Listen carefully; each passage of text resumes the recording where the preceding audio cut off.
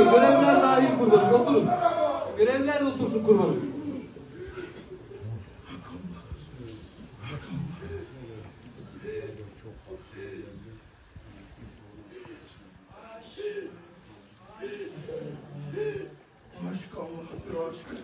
Sultanımızın hatırına rahmetli Yarbay ve eşi gelmiştir. Onların ruhaniyeti için inşallah Fatiha masalavat. Baba hak baba Fatiha. hak. Hak baba vefa hak baba hak hak.